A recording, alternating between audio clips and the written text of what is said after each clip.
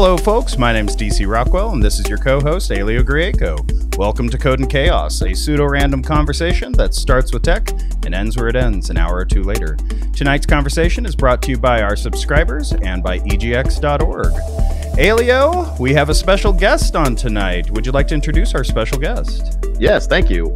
Once again, it's Saturday when we're recording, and we have an amazing person I found on LinkedIn. I think where we started chatting was algorithmic bias and algorithmic sovereignty and all that kind of fun stuff. And then I learned that Samantha Simms is actually a privacy expert. And so I was really excited because this is a topic that's really been in the news for the last, especially the last month or two, but really the last several years. We've all kind of started paying more attention to how large companies are collecting data and using that in ways that are helpful and not so much. So, Samantha, do you want to give us a little more background and then tell us what's on your mind in that area? Hi, certainly. Thank you for having me here this evening. It's just such an opportune time to be talking about data privacy. We actually have Data Privacy Day coming up. And my background is pretty much firmly in data privacy and digital compliance. I am what I call a lawyerpreneur. I would say I'm a data privacy attorney, which I am, but I extend that much more widely. What I do is I partner with organizations that are very data-driven in their approach, especially tech startups and who are going from the kitchen table to sky's the limit. And my focus is making sure that those companies are suitably primed and positioned to use personal information in a way that is ethical, compliant, commercially savvy, and cool, innovative, and sexy. That's the most important thing for me. Nice. So I'm UK based, but I do work across the US and also in the Caribbean. Awesome. So, yeah, Elio, I think you have some questions to start us off with. Well, it's been fascinating to watch the web go from this early days of all decentralized and federated tech, and then centralize as businesses saw the opportunity to pull everyone in these little feudal gardens, and then see that advertising is a great way to make a few bucks, a few billion of them, really. And that went on, mostly just everyone kind of ignored and didn't really think about what data was being collected or where it was going. And then within the last maybe 5 years or so, we've seen stuff like GDPR, the General Data Protection Regulation, and the CCPA, the California Consumer Protection Act. And there's some other stuff slated on the way. And it's been interesting watching kind of the legislative beast wake up and take notice. And a lot of people now with Apple, as we previously talked about on episodes, the iOS 14 having little privacy guidelines of just telling you, making it very obvious when you install an app, what's being collected. I guess my curiosity is, where, with these trends, where do you see these going? And what's the good and the bad of that? What are the positive and the negative things we'll see as these trends evolve over the next 5 to maybe 10 years? Well, in terms of legislative trends, data privacy is not new. In Europe, it is a good 30, nearly 40 years in. So it's a legislative body of work that we've had for a very long time. And even when we think about privacy, this is not a new concept. We've had peeping Tom laws and all sorts of laws protecting our personal information for a very long time. We see privacy within the US Constitution. We think about 4th and 5th Amendment rights. So with this drive towards making sure that privacy legislation keeps up with technology, that's where I think we're seeing a difference. And so we've seen the GDPR, this comprehensive framework designed to bring privacy laws in keeping with everyday life today, in keeping with the technology we use. We see CCPA, as you mentioned, really focusing on how data is used by companies nowadays when they're dealing with consumers. What I expect to start seeing now is through the Biden administration, I expect to see a federal privacy legislation coming up in Mm. the US sometime within this administration. Immediately, no. I mean, obviously, there's COVID-19 to get over. Yeah. There's the economic fallout to get through. But certainly, on day one, the inauguration day, Biden made a commitment by doing two things. The first thing he did is he appointed Christopher Hoff, who is a privacy stalwart, well known in the industry, very competent individual from the man from the US, and appointing him as his title now, it just escaped me, but Are we not doing czars anymore? Not the privacy czar?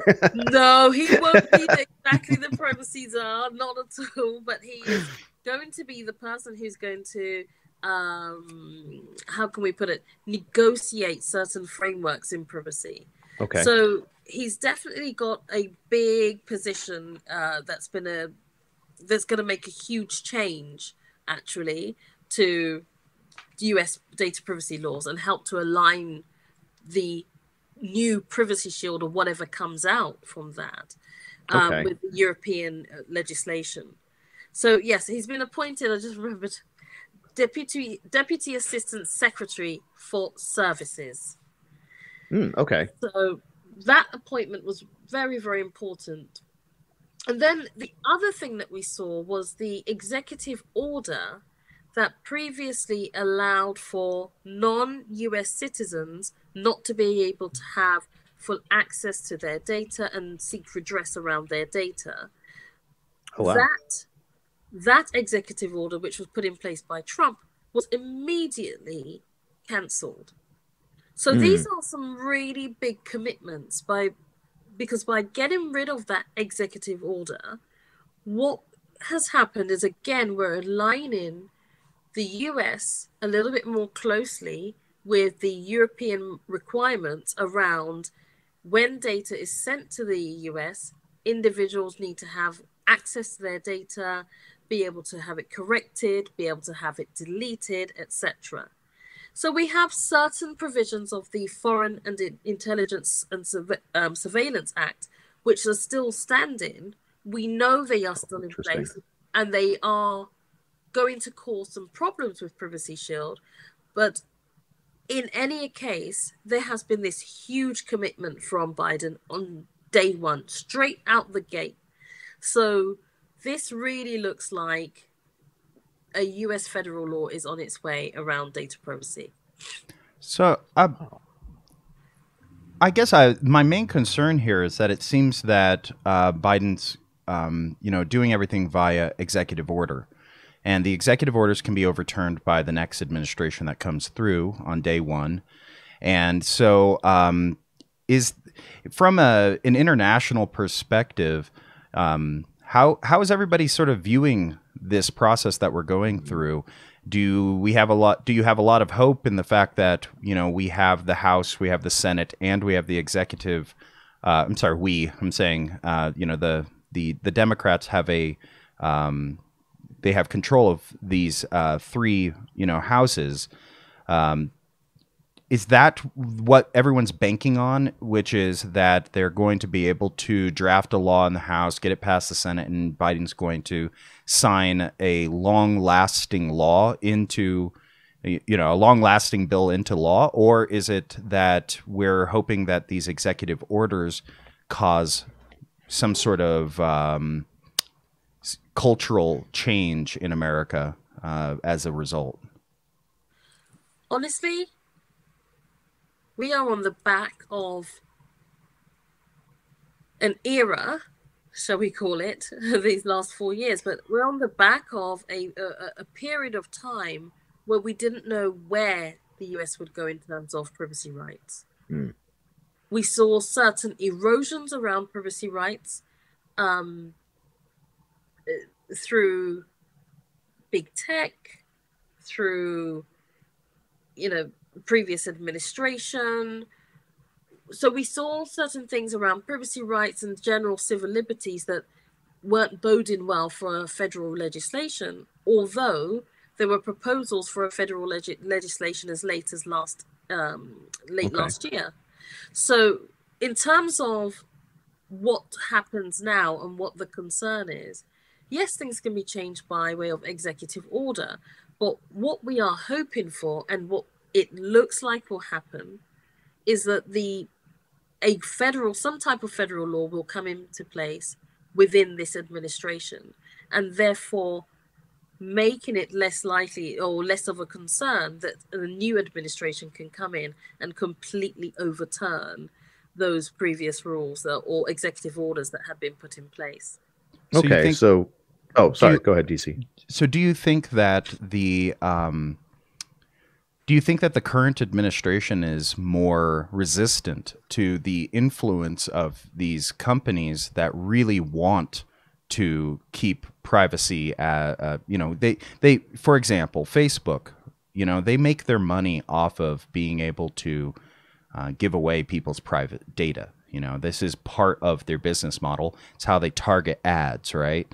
And so do you think that this administration's more resistant to that, or this era, as you would say? Do you think it's more resistant just because you have more people of a particular party, in power, or do you think that there's something else going on that gives you more hope? I think it's consumer pressure or individual pressure, citizen pressure. Everyone saw what happened with Cambridge Analytica. We've seen how quickly social media has been able to influence behavior by how people see content online. But also very recently we saw that the big tech players, we now call them the big four, right? These big four horsemen. We've also seen how they've actually been able to police free speech. And so citizens in general, people across the world, are looking up and saying, this isn't right. Somebody needs to take control here.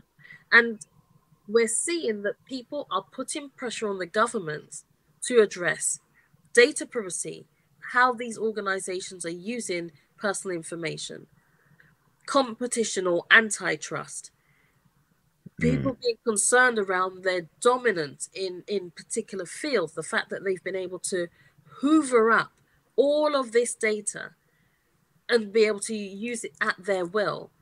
And also, people are concerned around free speech and freedom of expression and who is policing that. So you put the whole thing together, it's all become very personal. Gone are the days when the conversation around personal data was just about, personal information was for geeks, right? And a little bit of HIPAA here and a little bit of copper there and whatever. Gone are those days. Now, people are seeing how it really impacts them. And then you think about the TV programs people are watching, documentaries on Netflix, TED Talks, all around algorithmic bias, around advertising influence. People are not happy anymore. The recent response to the WhatsApp privacy policy changes said it all, right? Without people even thinking about it, people jumped to Signal, for example. And that really indicates that there is now consumer and citizen pressure to regulate big tech, but also have something in place to protect people's rights and freedoms around personal information. So in answer to that question, I think the pressure is going to come from the people. It always does, really. And do I think that that administration will be resistant to big tech? It's not easy, right? Let's be really honest. I mean, they're using these same companies to push their own messages. So it's not easy, but I believe more and more people have woken up with organizations, companies in the US. If they want to do business with the EU, they need that privacy shield in place in full. They need to be able to comply with those regulations anyway. So, hey, what gives? They may as well. But maybe that's me in my little ivory privacy tower, right? Well, I guess I see, and perhaps this is just a bias of the folks that I hang around with, but it seems to me that when I bring up the topic of privacy with other people, it's a mundane, not important thing to them. And it seems like the prevailing, dialogue right now still is, well, if privacy is only important if you have something to hide. And and lots of people have countered that and said we all have something to hide. We all have bank account records, how much you make a year, all of these things are things that people want to hide. But I've been struggling a lot with trying to make a solid argument to the every person out there that privacy is very important to them, and that when they have an opportunity to fill out a poll that will go to their representatives that says what's important to them, that they include privacy on that list of things that they would like their representative to address. So perhaps I'm just a skeptic, because I have been talking about privacy with Alio for 10 years now, and we've seen things just get worse and worse from my point of view, in terms of, more and more data from Facebook has become publicly accessible. There's this chart we went through on another show where it shows that they were initially only showing some people some data, then they were showing some people a lot of data, then they were showing everybody a lot of data. And you can find out you can find out the answers to people's security questions with not a lot of work, right? I can find out your birthday. I can find some leaked public databases that'll probably have your social in it. I don't know what you have in Europe, but we have our social security numbers, which are awful. So my question is, how do you respond to skeptics like me who are looking at this and saying, wow, I want to be hopeful. I want to be hopeful because Biden did make these promises to take, data privacy seriously. We've had this, I can't remember, you probably know the name of the law that was signed in California to protect data privacy. And some of those things have given me a little glimmer of hope. But I always know that these companies like Twitter and Facebook, and really it's all of them, it's anybody who's in the business of advertisement, that they are going to find clever ways of being able to get into compliance while still being able to use our data the way that they want. So do you have anything because you seem like an optimist, and I would love for you to talk to the pessimist in me. Okay, so I'll tell you where my optimism comes from. I remember when people really didn't care about privacy. I started my career in data privacy kind of from about 99-ish, as in my academic career, 98, 99. But in terms of working, from 2001, I was working in data privacy and answering certain little questions. By 2005, I was running data privacy programs. I was in-house at companies and government organizations trying to get onto team meetings. I couldn't even get onto the meeting where they served breakfast, right? Because people didn't think this was important. We were the crazy little lawyers in the back of the office talking all this computer stuff that didn't matter, right? Making a big deal out of contracts, etc. So what I see now, the wakening up that I see right now, is, to me, I was like, yeah, I'm alive. I've won, right?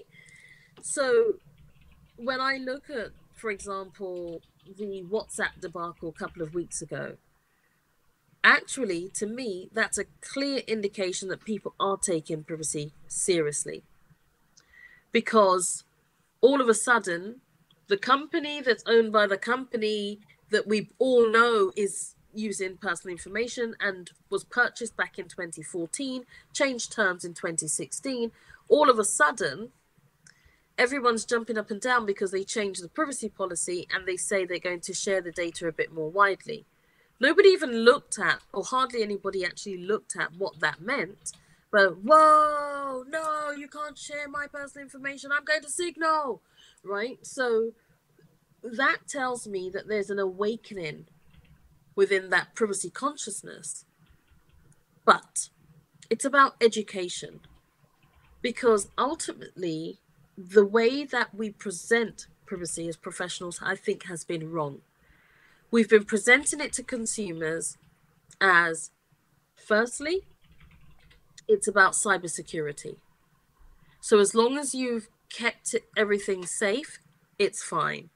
But then we've put out so many headlines about data breach, data breach, data breach. They've just given up. They're like, well, they've got all my data anyway. They scroll through iOS 14 and you see, oh yeah, that password's been hacked at some point. That password's been hacked at another point. People have become desensitized to it. The other thing is that we focus in the US in particular around consumer privacy in recent years. So rather than saying to someone, actually, your information is being used and you can be discriminated against. You can, as a result of the way your information is being used, you can be profiled and you may not get the same value on a mortgage deal as you once had. The level of care provided to you in a hospital in your area may differ because you live in a low income area and somebody's done profiling and the doctor's surgery has decided, a practice has decided, we are not going to practice in that area. We can't get the right people. There's so much that can happen. Your school system can go down based upon the profiling in the area. We've already seen that zoning laws in the US have had this type of impact. So imagine what profiling on a wider basis based upon your spending habits, your use of social media, your political opinions, when they have all of this info together can do. But it's not being framed in that way, and that's half the problem. The privacy conversation in Europe has been successful because it was born out of World War II discrimination. The whole point of what we call data protection laws is that they were to free people or free our world, the continent of Europe, of people being discriminated against based upon certain categories of information. And they remain protected information today. Race, ethnicity, political beliefs, trade union membership. We've now included sexual orientation. Okay. So, you know, it's only just through GDPR that financial information became somewhat protected. We were talking about protecting health, whether you have a physical disability. These are things that people are discriminated against. And so the conversation around privacy and what people understand of privacy is that if you know certain things about me, you may make certain decisions about me. Oh, sorry, I forgot the biggest one, religion. Because it's born out of that. It's born out of the whole discrimination that took place during World War II. And something that a lot of people don't know is that the US actually gave us data protection laws. This is the funniest thing. So I don't know if you know, but the EU was rebuilt effectively, or Europe was rebuilt through the Marshall Plan, right? And within that were certain commitments around non-discrimination. Interesting. So I have several questions there. So I didn't realize that distinction, I think, is really important, that it was started. We're kind of working backwards in the US, where we're starting with privacy and then kind of sort of working toward discrimination. So it's interesting when that's flipped to see the impact that has. The other thing that's really interesting that I've spent a lot of time on is Latanya Sweeny has some really interesting research. The first thing I came across was Only You, Your Doctor, and Many Others May Know. And it's about correlating, different data that's already out there and pulling data out of other data and finding those correlations and taking like an anonymized data set and saying, oh, that's this person, which shockingly easy to do.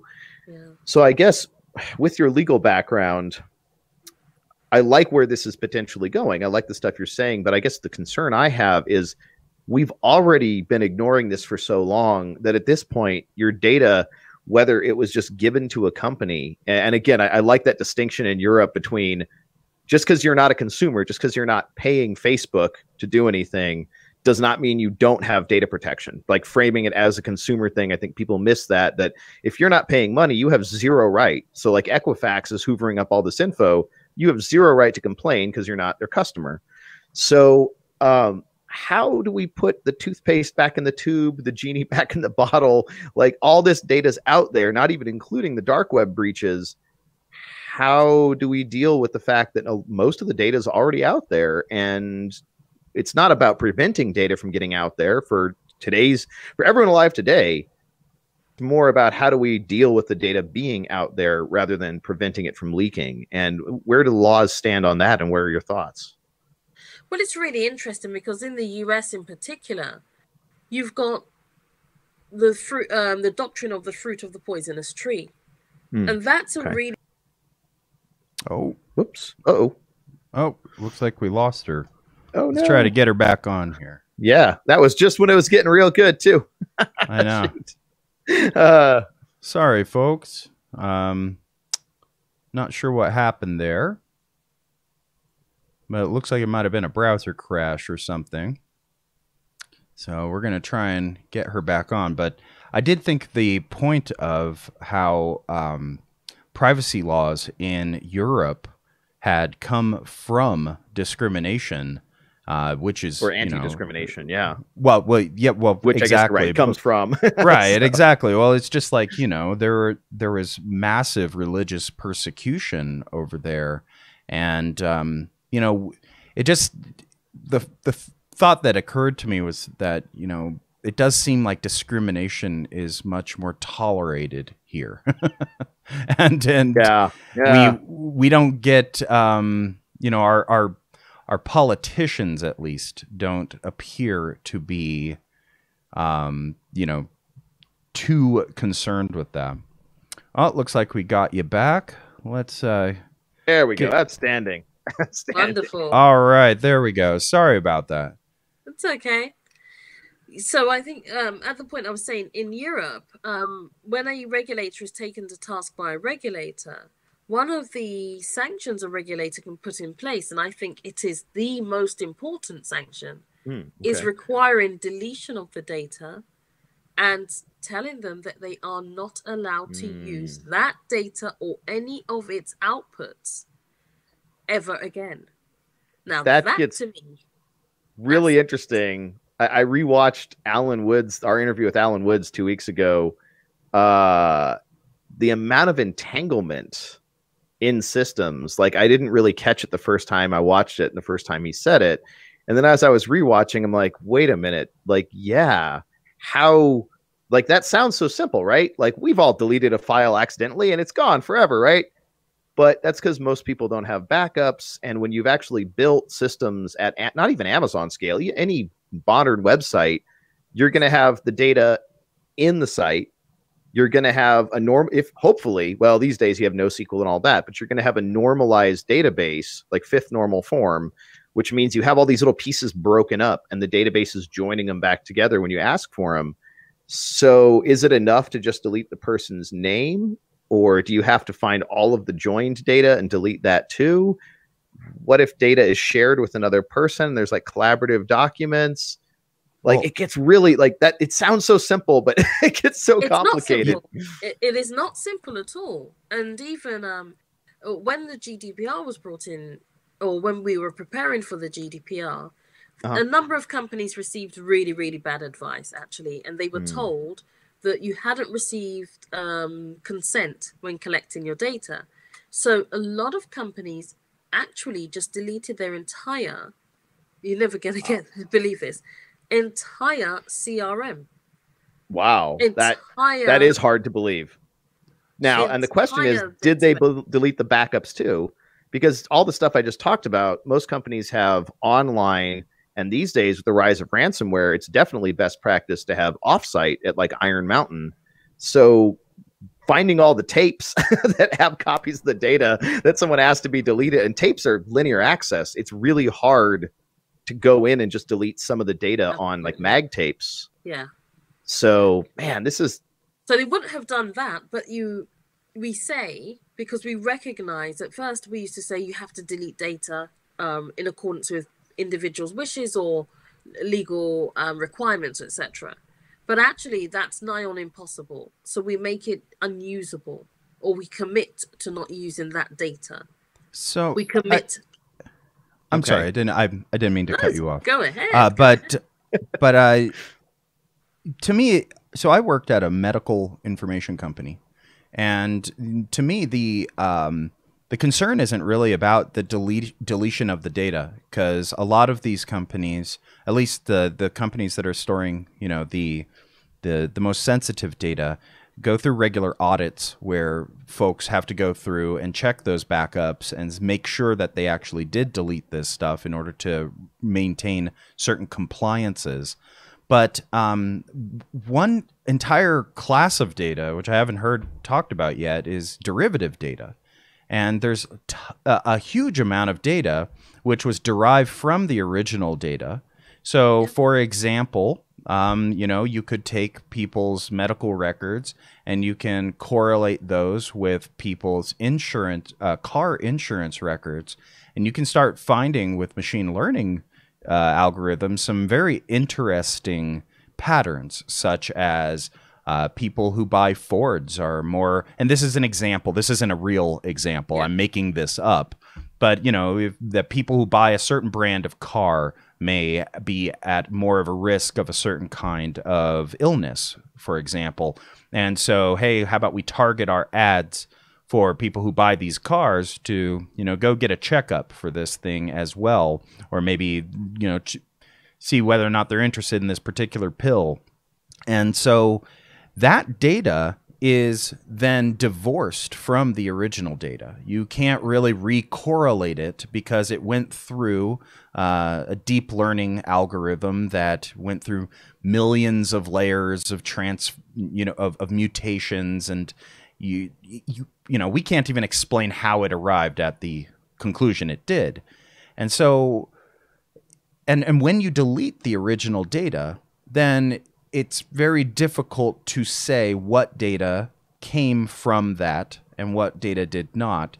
So what have you heard about derivative data and because I would imagine that lawmakers could just say, well, you can't use the data and you also can't use derivative data from it. What about when you can't correlate what data went with what? Is that just a gray area? No, I mean, gray area is too clear a term, right? In the sense that lawyers, indeed, we live for gray. Come on, that's what we live for, right? Right. So that's how laws are drafted. They're drafted so that we can argue out the gray.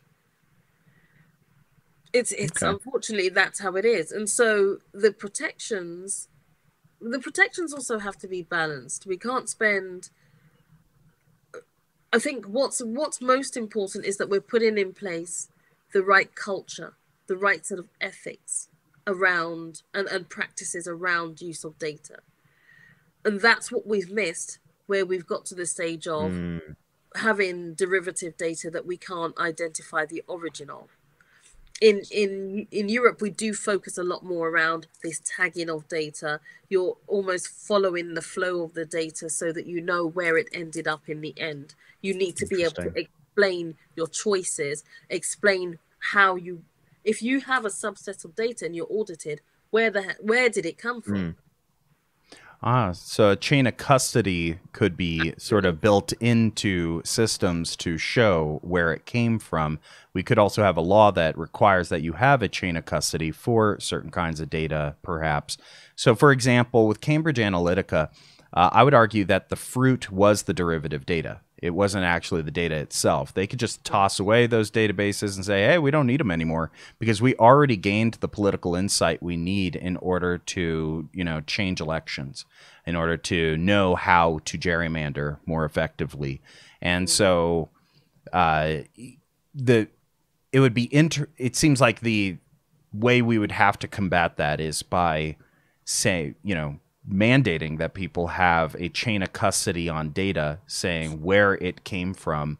This was the data that we started with. This is the data set we started with. This is the algorithm we used, and this is the result of it.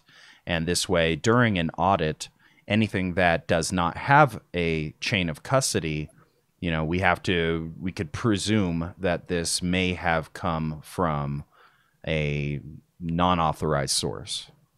Yeah, and so the GDPR does that to some extent, in a clunky way, really clunky, but it does that.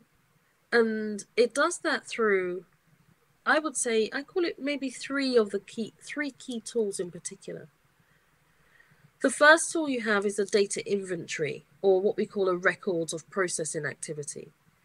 What it does is it requires the organization to list each type of processing it does. And most companies do that by system. So you're effectively saying, we collect such and such of data, these categories of data in this system. It is shared with these companies. It is kept for this long. We delete it via these methodologies. We secure it using these other methodologies. So I call it the who, what, why, where, when of data, and that's what it does. The GDPR requires a company to keep that, and it creates this full responsibility, this full custody over the data. Then it requires you to ensure that any third parties receiving that data also keep a similar record and notify you if the information is if the information is used for any other purpose other than the intended purpose for it being shared. So again, we have this chain. And then we have what we call the data protection impact assessment. And that is a checklist almost, it's more than a checklist. I use it much more than a checklist, but it's a way of understanding how you can lessen the intrusiveness of any type of new technology, so any type of product, service, or other application, or anything you're going to do with that data. So if you can imagine, say you're installing Zoom as a company. A software such as Zoom would require data protection impact assessment. So there you have this full understanding of what Zoom does, how does it do what it does, are there any ways that we can protect the information better? For example, can we require that people don't have to have their webcams on? Can we require that any information is isolated into a particular area? I mean, I'm just coming up with stuff right now. But when we look at the contract, we look at the inventory, and we look at the data protection impact assessment, we have a real clear chain of custody and full understanding of how data is used. And that is what the CCPA tries to do. Yeah. It doesn't do it so well, but it tries to do it. Okay. So speaking of doing better and speaking of where the data is stored, so I've been studying decentralized systems and distributed systems for about 20 years now, ever since the Publius project was the first one I read about. And then I've been tracking that whole field for a while. And there's been a big push, obviously. I still think it's below most people's radar, but people who are a little bit more in the tech industry are talking about moving to decentralized / distributed systems. And I don't know if it's worth making the distinction. I kind of use them interchangeably because some of the biggest conferences I've been at, there's a diagram that's famous, but people use the terms interchangeably, but federated versus fully distributed. So I think that when we talk about chain of custody, there's another article I'd referenced in the past, what color are your bits? How bits don't have provenance. I mean, we can add in provenance with collections of data using cryptography, but each bit by itself doesn't have any kind of provenance. We don't know where it came from. It's just a bit. So what are your professional opinions on kind of re-architecting systems? So instead of these massive silos where everyone on the service has all the data in one enormous database, splitting it back out closer to how it was, or even going beyond how the early internet was, so each person has their own little pool of data that's basically directly under their control on devices, hopefully that they control. And there is no one major pool of data. What are the challenges, or, do you see more promise or concern, I guess is my biggest question to boil it down. I think, so whenever I think about things, I think from my perfect legal brain, and then I think from the commercial brain, and then I also think about what is really best for us as people and how we're going to innovate and be able to use new services, etc. The previous model that we had around federated data and federated systems, effectively, was great, but it wasn't great for working. It wasn't great for globalized working, and it wasn't great for when we think about the entrepreneurs, the small businesses being able to have access to as good systems as the big corporates, for example. We've seen a significant rise in the entrepreneur, and very small companies actually being able to land very big gigs because you can provide as professional a service. Like myself, the Information Collective, we are less than 10 people, but we are able to provide as good a service as you would find in any of the big firms that we came from. Now, a lot of that is done thanks to the fact that we have these centralized systems that we can borrow. So it's about economy of scale, which has reduced the cost of delivering IT services. In my perfect world, I wouldn't even say a perfect world, but from the legal opinion, yes, it's much better for us to have, I shouldn't say better, there are fewer risks on one side in terms of the data when we have the data in specific locations that we are able to, we see, gone are the days when you used to have these server rooms in an organization. You knew your kit was there. You knew that backed up into your data center specifically on, that IS structure that they had.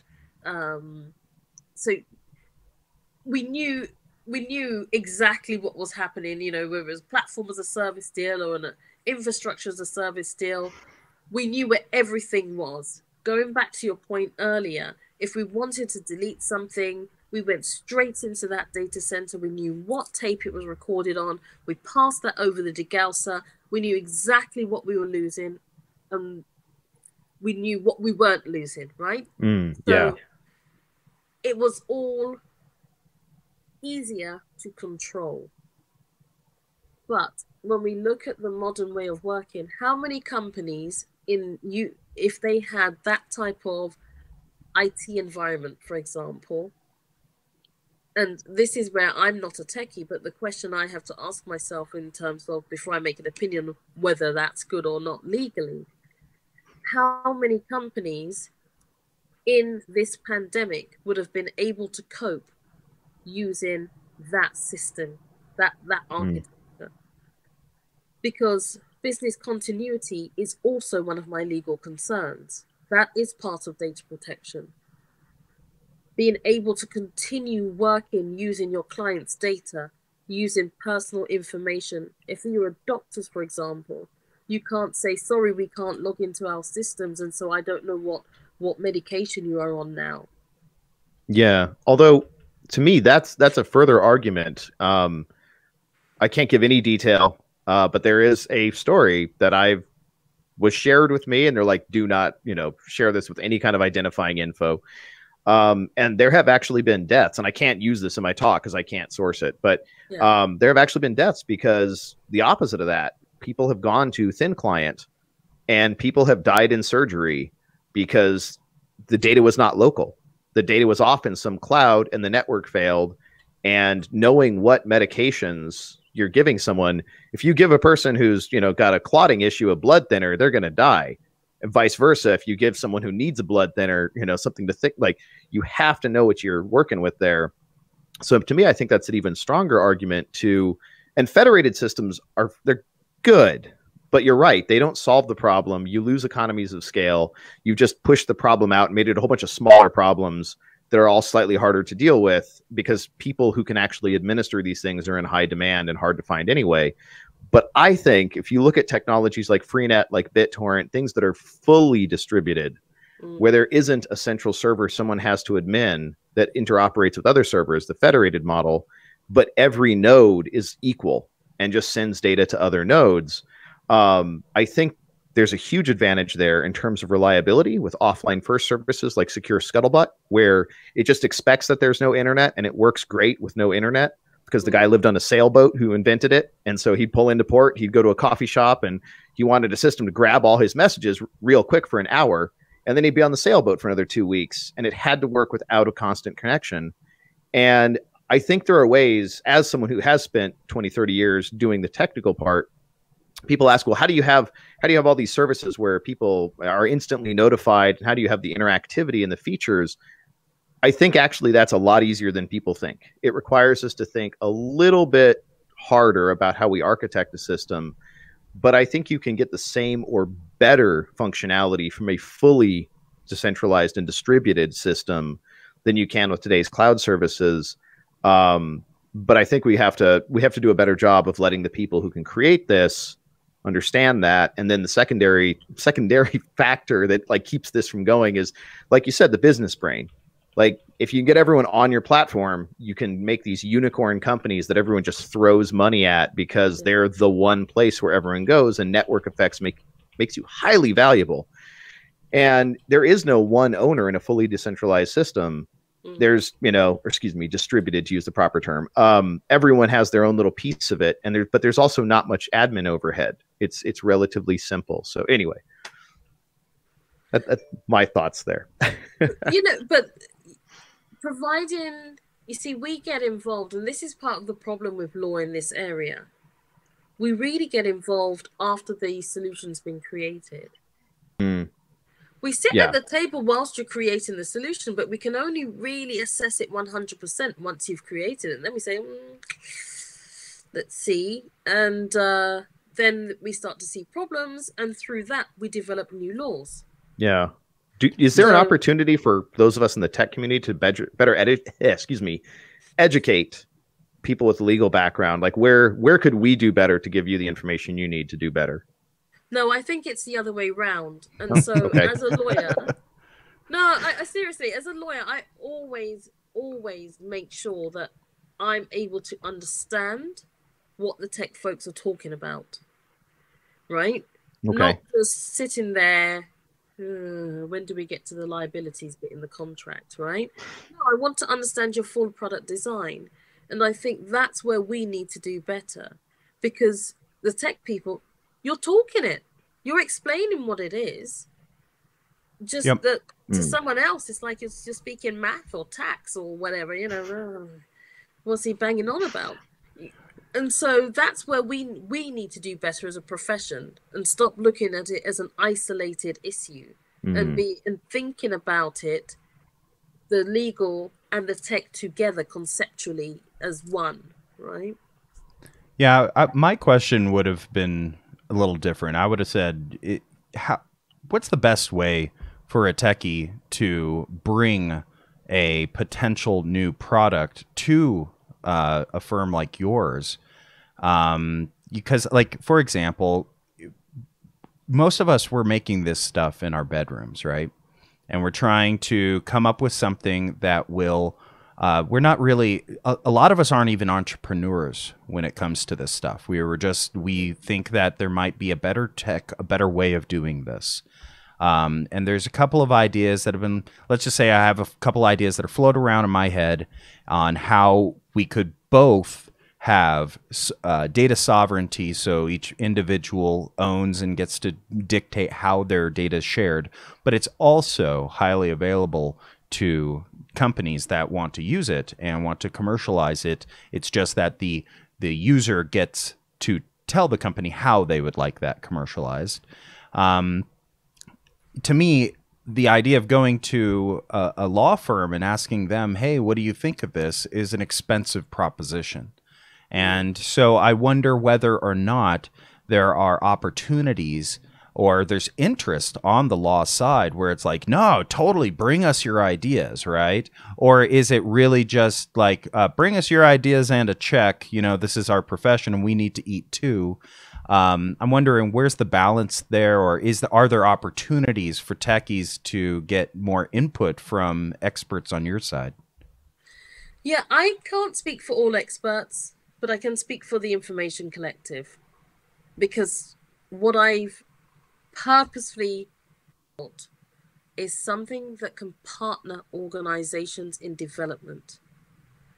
I tell my clients, come, we will sit at the table with you whilst you're in your development discussions.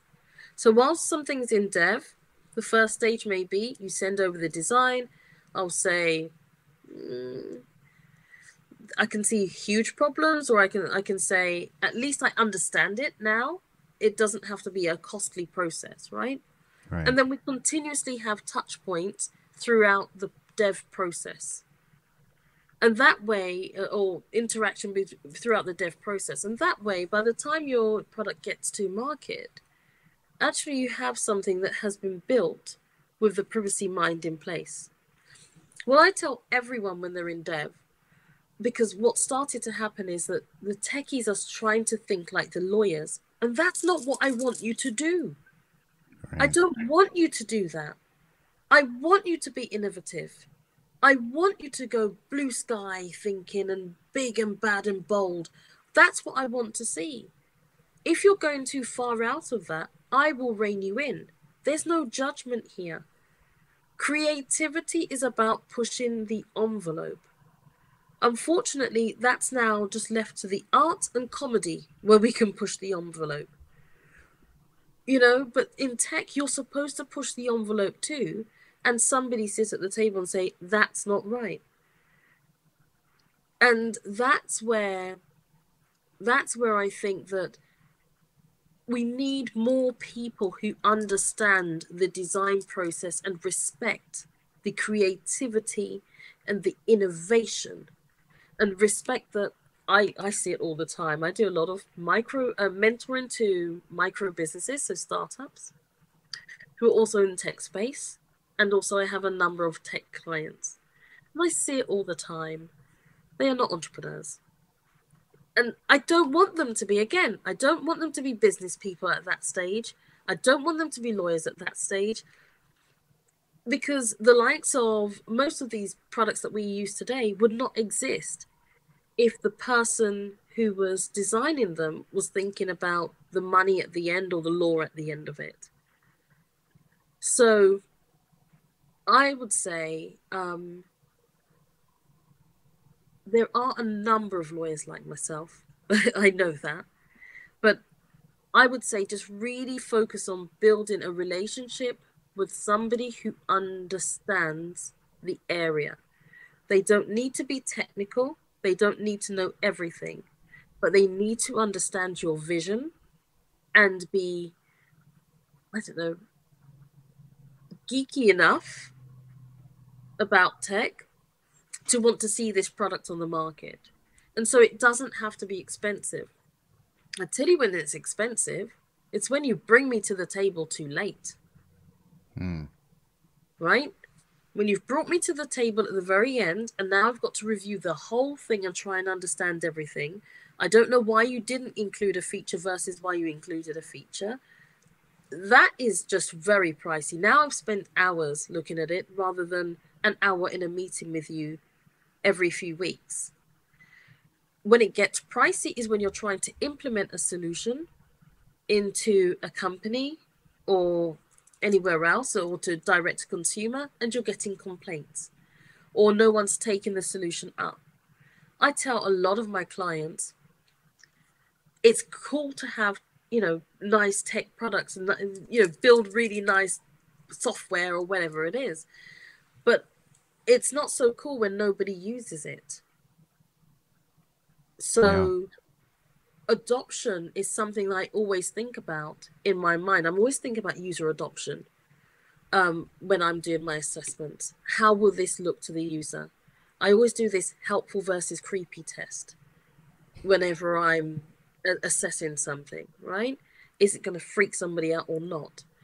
And then when we're thinking about it, then when you've built it incorrectly and we start to see breaches or complaints by the regulator about the amount of data it uses or the way it uses data, then that's really expensive, because now we're not just talking about non-implementation or adoption of the product. We're now talking about some very hawkish authorities looking at the product and being able to put out headlines that result in people saying, no, we don't use that. That's a brilliant answer. And that's a bit of gold that I'm going to take away from this conversation, because that really gives me much more insight into how to get these kinds of ideas off the ground. Elio and I, we battle back and forth all the time on the phone about whether or not something is market viable, rather than it, even if it's a good idea, for example.